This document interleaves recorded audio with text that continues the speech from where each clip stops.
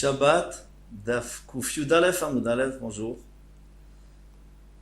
Nous avons vu dans l'Amud précédent que quelqu'un qui avait une sorte de jaunisse, il avait le droit de boire un certain médicament qui allait le rendre stérile.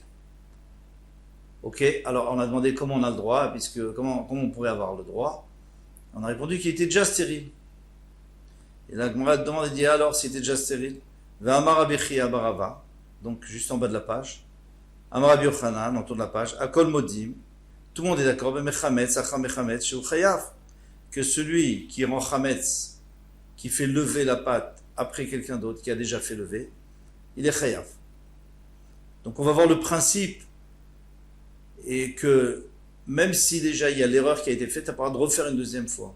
La même chose pour le saris, le stérile, tu n'as pas le droit de stériliser encore une fois. Alors on va tout expliquer. Quand on dit Akol Modim, c'est-à-dire qu'ils sont d'accord, c'est-à-dire que jusqu'à présent ils discutaient. Sur quoi ils discutent? Alors ils discutent sur un Bechor. Un Bechor, normalement, le premier-né de son troupeau, il faut l'apporter au Kohen.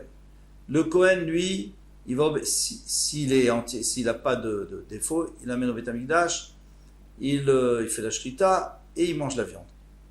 Maintenant, s'il a un défaut, il n'a aucune obligation, il peut le manger où il veut, il peut même le vendre. Alors maintenant, ce Kohen-là, il a reçu un Bechor qui a un défaut. C'est quoi son défaut? C'est qu'il a trop de sang. On voit qu'il est rouge et c'est dangereux, il faut lui faire sortir du sang par une saignée. Le problème, c'est quand on fait une saignée, on fait encore une fois un défaut. Est-ce qu'on a le droit de faire un défaut? On n'a pas le droit de faire un défaut. C'est interdit de faire un défaut. La Torah nous interdit de faire un moum, un défaut. Alors, est-ce qu'on a le droit de le faire ou pas s'il a déjà eu un défaut? Alors c'est une marloquette. Mais à Kol Modim, mais même ceux qui disent qu'on n'a pas le droit, qu'on a le droit, ils sont d'accord, mais mechametz achar mechametz sheu chayav. Alors mechametz, c'est un korban mincha, donc c'est de la farine, et donc il y en a qui doivent être comme dans matzah, il ne faut pas les laisser lever. Maintenant, si quelqu'un a laissé lever, il a laissé lever quand il a pétri, il a fait un issour, bien sûr, mais il y a quelqu'un d'autre après qui a arrangé tout ça, il a encore laissé lever, et il y a encore un troisième qui l'a approché au misberg, il a encore laissé lever. Bien tous les trois ont fait le issour. Ah, pourtant c'était déjà levé. Pourquoi? Mechametz achar mechametz sheu chayav sheneemar lo te'afeh chametz lo ta'aseh chametz. Tu n'as pas le droit de cuire le chametz, tu n'as pas le droit de faire du chametz. Ça y est, tu m'as dit que tu n'as pas le droit de faire, après tu n'as pas le droit de cuire. C'est pour te dire que chaque action que tu feras et tu laisseras fermenter, tu seras chayav. Mais mesares achar mesares sheu chayav. Et celui qui mesares achar mesares, donc quelqu'un qui rend stérile après une autre personne qui est en stérile, il est chayav. Donc c'est chez Neymar, comme il est dit, ou maour vekatout venatuk vekarut. Alors il y a 4 sortes de stérilité. Première, maour, c'est-à-dire que ses testicules sont écrasés. Katout, c'est-à-dire qu'ils sont complètement embouillis, excusez-moi le terme. Venatuk, natuk, c'est-à-dire que les nerfs qui les tiennent ont été rompus. Et donc ils sont plus du tout rattachés au corps. Vekarut, c'est-à-dire qu'ils sont seulement coupés, mais ils sont encore dans leur poche, donc ils sont encore attachés au corps. Demande à Gemara, imala karut chayav, si quelqu'un est chayav, quand il a coupé les nerfs, même s'il n'a pas séparé, s'il n'a pas ouvert les poches, à l'anato, le kol sheken, la plus forte raison que si maintenant il a arraché les testicules, qui sera chayav, pour stériliser. Et là, les avis notés correct. Alors pourquoi on a mis les deux? C'est pour nous dire que même si ça a déjà été coupé, tu n'as pas le droit de continuer. Donc c'est-à-dire qu'il est déjà saris, il est déjà stérile, on ne peut pas continuer à stériliser. Sheu chayav. Donc de quel droit on pourrait donner à boire ce médicament à qui que ce soit? Alors, il m'a répondu vers la Bézaken, on parle d'une personne qui est âgée, qui ne peut plus avoir d'enfants. Donc il a pu, quand il peut avoir des enfants, la mitzvah de Péria, Verivia, de se multiplier, mais là il n'a plus. Il dit, moi j'ai pris des médicaments et je suis redevenu jeune, j'ai pu retrouver la force, la puissance de la jeunesse pour avoir des enfants. Et là, Beisha, alors on est obligé de parler d'une femme. Une femme, elle n'a pas la mitzvah de périr vérivia, de se multiplier. Ou le Rabbi Yochanan ben Beroka, mais d'après Rabbi Yochanan ben Beroka d'Amar al Shneim ou Omer, que même la femme, elle a l'obligation. Pourquoi? Parce que Hachem a parlé aux deux, Vaïvaech Otam Elokim. Hachem les a bénis. Vaïomer Lahem, il leur a dit, perourez-vous, fructifiez-vous et multipliez-vous. Maïk Alema, alors qu'est-ce qu'on va dire maintenant? Alors, un homme, on n'a pas le droit, une femme, on n'a pas le droit. Comment? Alors, qui va prendre ce médicament? Beskena, on parle d'une femme qui est âgée, qui a déjà plus la possibilité d'avoir des enfants. Minambi Beakara, alors une femme qui est stérile, on sait qu'elle est stérile, elle ne peut pas avoir d'enfant, ça a été prouvé, sauf par un S bien sûr, et bien à ce moment-là, on peut leur donner ce cos, Ikari, on peut lui donner ce médicament qui va rajouter, si on peut dire, sur la stérilité, parce que de toute façon elle est stérile. Mishnah. Achoshesh Beshinav, celui qui a mal aux dents, Loïgma Baem et Tachometz. Alors quelle est la solution? C'est de mettre du vinaigre dans la bouche et de le laisser comme ça. Et ça va lui enlever le mal de dents. D'abord, ça va désinfecter, c'est sûr, et puis ça va endormir. Alors on n'a pas le droit de le faire parce que on n'a pas le droit de prendre des médicaments Shabbat, sauf quelqu'un qui est vraiment malade. Aval Metabel ou Kedarko. Alors qu'est-ce qu'il fait? Il trempe son pain, comme ils avaient l'habitude, de tremper le pain dans de vinaigre et le manger. Donc c'est comme tout le monde. Ça n'a pas l'air d'un mec qui le fait comme médicament. Mais il ne n'itra pas. Et s'il il s'est soigné, ben, tant mieux. Il s'est soigné, mais il a fait comme tout le monde. On a déjà vu ça plusieurs fois, qu'on a le droit, si c'est quelque chose qui n'est pas spécial pour le médicament, on a le droit de le prendre. Achoshesh bemotnaf, celui qui a mal au rein, c'est-à-dire au bas du dos, lo yisach, lo yassour yain veshemen. Il ne faut pas qu'il se moindre. Il ne faut pas se moindre avec du vin et de l'huile et du vinaigre. Aval sachou et hashemen. Mais il a le droit avec de l'huile. Pourquoi? Parce que tout le monde met de l'huile ou du lait, du lait de bébé, tout ça.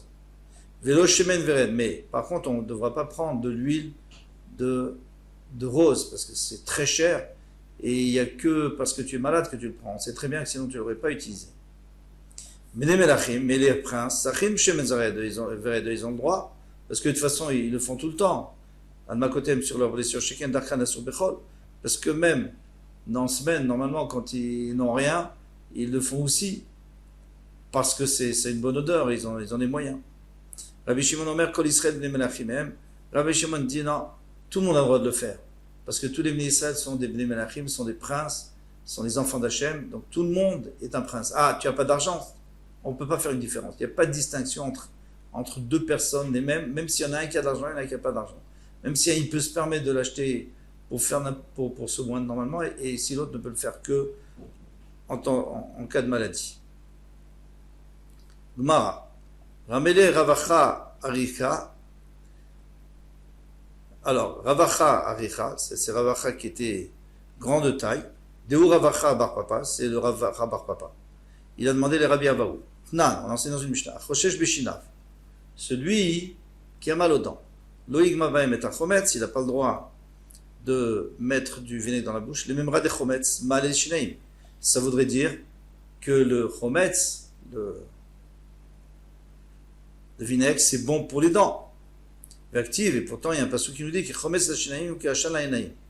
Il dit si tu envoies un shliach, si tu envoies un messager qui est paresseux, eh bien il va pas faire son travail, il va t'apporter que des ennuis. Comme le Chometz, comme le vinaigre pour les dents, donc ça fait grincer les dents, ou qui a chan enaïm, et comme la fumée, ça fait mal aux yeux. Donc l'un et l'autre, c'est mauvais pour les yeux. Alors après, tu dis que c'est bon pour les yeux. Donc à chaque semaine, question, abekiyua, dépéri, là c'est des fruits qui étaient acides, des raisins qui n'étaient pas mûrs, c'est acide, ça c'est pas bon pour les dents. Ah, bechala, mais ça, l'autre, le cas où c'était bon, où ça guérit, c'est du vinaigre, de vin. Ça c'est pas acide, c'est pas autant acide.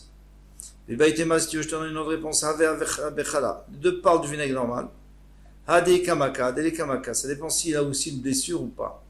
S'il a mal aux dents parce qu'il a une blessure, Ikamaka massé, alors c'est très bien parce que le vinaigre ça désinfecte et ça contracte, donc ça va fermer sa blessure. Ikamaka marpe, mais s'il n'y a pas de blessure, c'est pas bon pour les dents. Pourquoi? Parce que ça va contracter les gencives et ça va lui causer, j'imagine peut-être, ça va se déchausser un peu, je m'imagine, mais il peut y avoir d'autres, peut-être clairement à penser à autre chose, En tout cas, c'est pas bon pour les dents. Loïgma baem et achometz. Alors, on avait dit qu'on n'a pas le droit de mettre dans sa bouche du vinaigre. Vatania loïgma polette. Pourtant, il y a une braïta qui n'en a pas le droit de mettre et cracher, parce que là, tout le monde sait que tu fais pour guérir. Aval megame aveu boléa, mais il a le droit d'avaler. Il met dans la bouche, il garde un peu, puis après il avale.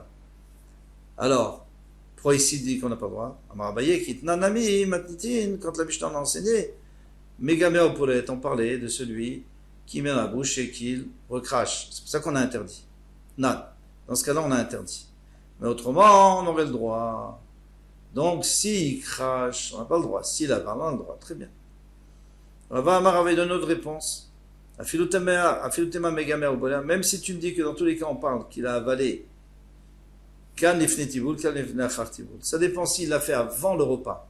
Tivoul, c'est-à-dire dans les repas, il trempait le pain, tout ce qu'il mangeait, le trempait dans du vinaigre ou dans de la sauce. Alors, si c'est avant le repas, alors, il a le droit, parce qu'il peut dire que les gens vont dire, bon, il a envie de boire déjà un peu de vinaigre, c'est son habitude, ou alors il veut goûter pour voir si c'est bon. Mais s'il a fini de manger, il n'y avait aucune raison. Alors tout le monde sait que c'est pour la refoua, pour se guérir. Mais on n'avait qu'à dire, comme on dit jusqu'à présent, c'est que si avant on avait le droit, on aurait le droit aussi après. Pourquoi? Parce que quelque chose qui est permis, c'est toujours permis. Les chaminés, les Rava, parce qu'on a entendu que Rava lui-même il dit, les oil, il a ce principe de oil, puisqu'on a permis, alors on permet partout, même si c'est différent. D'Amar Rava, on va voir d'autres qu'est-ce qu'il dit Rava. Les kamidé des Beshabbat, Shari ou Beyom Kippourim Asso. Il n'y a pas une chose que Shabbat ça serait permis, Yom Kippour ça serait Asso. Bah, pas manger bien sûr, mais ça c'est parce que c'est écrit mes fourrages. Mais autre chose, on aurait le droit. Oui, les Shabbat Shari, et puisque Shabbat c'est permis, Beyom Kippourim Shari, on est obligé de permettre Yom Kippourim. Alors quel est le cas?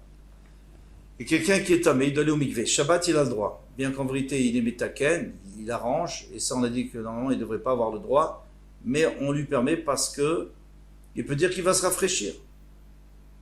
Il va se détendre un peu. Donc il peut aller se tremper. Dans Yom Kippour, il ne peut pas dire ça.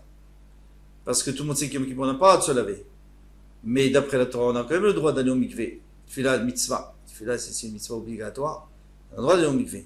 Alors les Chachamim disent, puisqu'on lui permet Shabbat, on est obligé de lui permettre Yom Kippour. Même si Yom Kippour, il n'y a pas la même excuse. Pourquoi? Parce qu'il y a Oil. Puisqu'on a permis, on permet partout. En tous les cas, si on dit ça, donc maintenant, elle ne marche plus, elle ne fonctionne plus ta réponse. Toi, tu disais que c'était avant le repas, on avait le droit, après le repas, on n'avait pas le droit. Mais non, c'est la même chose. Rava, Adarbe Rava Meach. On est obligé de dire que Rava, il a changé d'avis et qu'il dit plus ça. Il a changé d'avis par rapport à Métavel, Tiboul. Et dans ce cas-là, il va dire comme Abaye. C'est pas le problème qu'avant on a le droit et qu'après on n'a pas le droit. Non. C'est comme Abaye avait dit, ça dépend s'il avale ou s'il avale pas. Mais si c'est parce que avant ou après, c'est la même chose. Parce qu'on a ce principe-là que huile. Elle m'a demandé qui te dit qu'il a changé d'avis sur l'histoire de tremper. Dilma, mais Adarbe.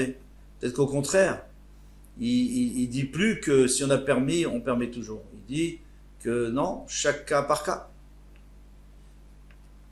Alors, il m'a dit, c'est pas possible.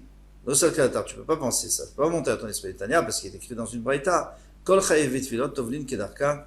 Tous ceux qui doivent aller au mikvé, ils ont le droit de le faire comme d'habitude. Ben Tisha B'Av, soit Tisha B'Av, ben Yom Kippourim, soit Yom Kippourim. Pas aujourd'hui. Aujourd'hui, c'est sûr qu'on peut pas.